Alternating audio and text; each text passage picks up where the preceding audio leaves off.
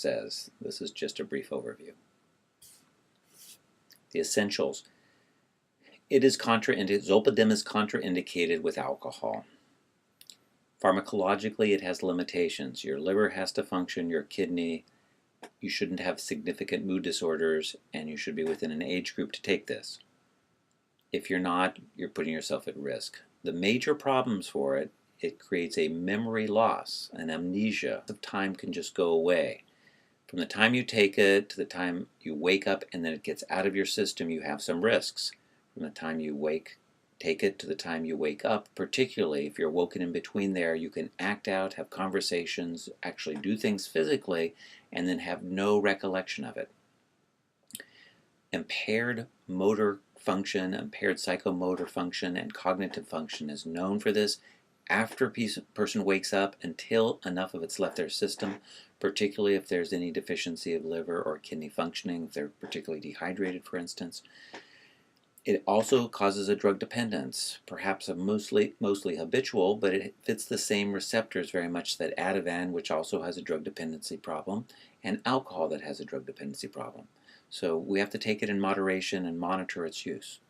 As a sleep aid, it is very good, and it can be taken either in the time-release form in 6.5 milligrams and 12.5 milligrams, or the immediate release form.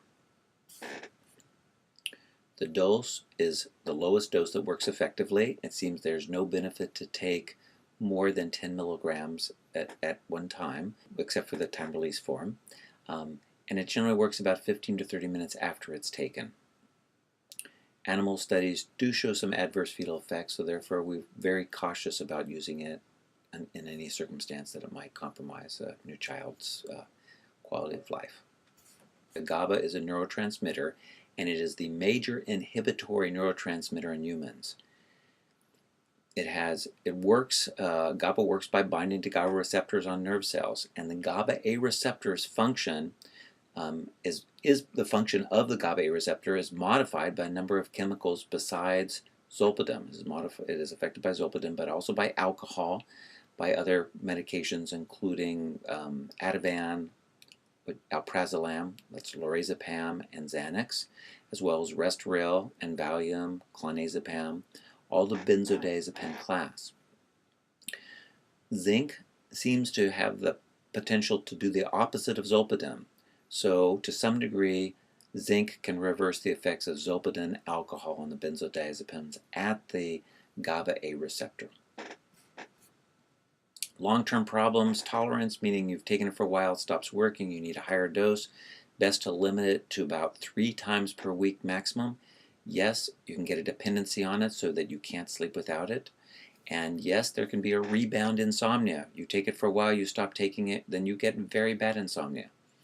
The withdrawal, if you have a dependency, then it needs to be tapered. Basically, if you're using it regularly, then we may actually start using it with more days between, or cutting the dose down, or both. It's easy to switch you over to a benzodiazepine from Zolpidem to perhaps Ativan, and then taper that off.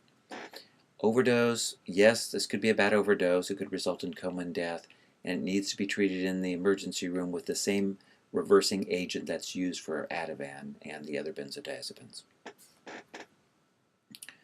So, since it is a Class 4 potential of abuse drug, it is regulated by both FDA and state laws, and the e-prescribing of it can be allowed on the federal level, but the state is not letting us e-prescribe it yet. We fax it over or call it in. I can write it as a handwritten prescription on a special pad. There are limitations of refills. It may be refilled up to 5 times in 6 months from the original prescription. But after 6 months, I need to see you. And it can be, as I said, a written, oral, or transmitted by fax prescription. Concluding, consider holistic solutions to insomnia, lifestyle changes, therapies, undoing some of the stress, overview of sleep hygiene. Is your physiology good? Are you exercising? Are you taking caffeine or decongestants, supplements? Are you, ginkgo, whatever? And we need to address the dependency and see if there's a way to get you off of it if you're ready for that. Very good.